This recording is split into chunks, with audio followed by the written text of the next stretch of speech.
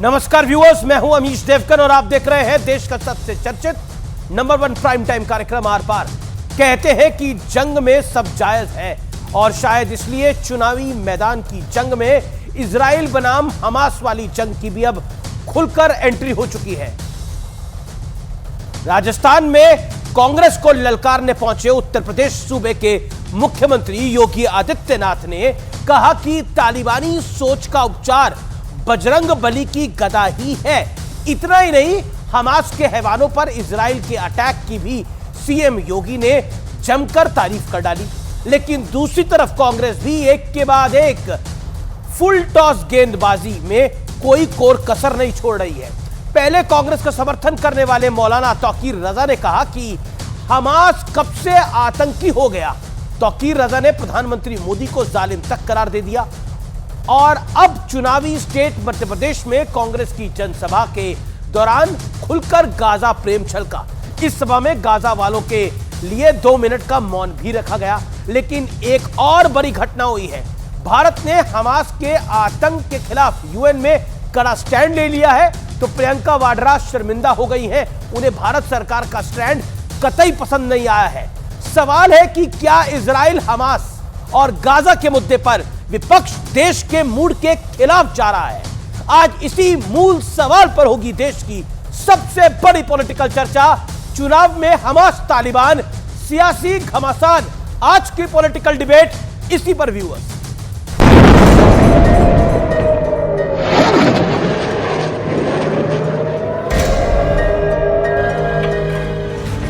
एक तरफ Israel Gaza पर धुआंधार हमले कर रहा है,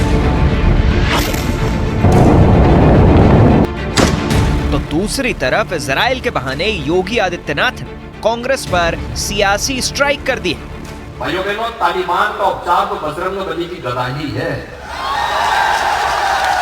गाजा में इजराइल तालिबानी मानसिकता को कैसे कुचलने का काम कर रहा है। अगर कांग्रेस कहीं से दुर्भाग्य से सफल होती है तो फिर तालिबानी मानसिकता हावी होकर के बान बेटियों की इज्जत के साथ खिलवाड़ करेंगे। कन्हैयालाल हत्याकांड के बहाने भी सीएम योगी ने कांग्रेस को घेरा। याद करिए, कन्हैयालाल का गला रेत दिया जाता है। यूपी में कोई घटना को अंजाम देता तो अब तक क्या अंजाम होता, इसका परिणाम हर व्यक्ति जानता है। अपना राज्य संभलता नहीं है, चले आए हैं यहां माहौल बिगाड़ने। राजस्थान की जनता जवाब देगी। लेकिन मुद्दा सिर्फ राजस्थान का नहीं है। जरा मध्य प्रदेश का सियासी हाल भी देख लीजिए, जहां एक वायरल वीडियो में कांग्रेस की सभा में फिलिस्तीन का समर्थन करते हुए 2 मिनट का मौन रखा गया। मैं आप सबसे विनती करती हूँ कि हम 2 मिनट सब लोग मौन रखें और फिलिस्तीन के शहीदों के लिए दुआ करें। उधर कोलकाता के ईडन गार्डन्स में पाकिस्तान बांग्लादेश मैच के बीच स्टेडियम के बाहर 4 लोग फिलिस्तीन का झंडा फहराने लगे, जिन्हें कोलकाता पुलिस ने हिरासत में ले लिया। लेकिन आज सबसे बड़ा सवाल है कि क्या गाजा के समर्थन में खड़ी सियासी पार्टियों को चुनावी नुकसान हो सकता है? आज इसी सवाल पर होगी देश की सबसे बड़ी बहस। चुनाव में हमास तालिबान सियासी घमासान। और अब वक्त है आर पार के सुप्रसिद्ध विश्लेषण का, गाजा प्रेम में फंसी सियासत का विश्लेषण। पहला फैक्ट, गाजा वालों के लिए आक्रोश है और इजराइल से बर्बरता पर सब खामोश हैं, चाहे वो कांग्रेस हो चाहे वो ओवैसी का दल हो।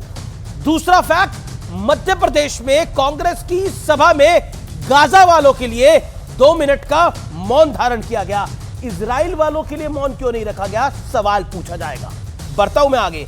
तीसरा फैक्ट जो कि बहुत महत्वपूर्ण है, बीजेपी ने विपक्ष के गाजा प्रेम को अल्पसंख्यक तुष्टीकरण से जोड़ा है। क्या यह भारतीय जनता पार्टी की सियासत है, बांटो और राज करो वाली? बढ़ता हूं मैं आगे चौथे फैक्ट की तरफ।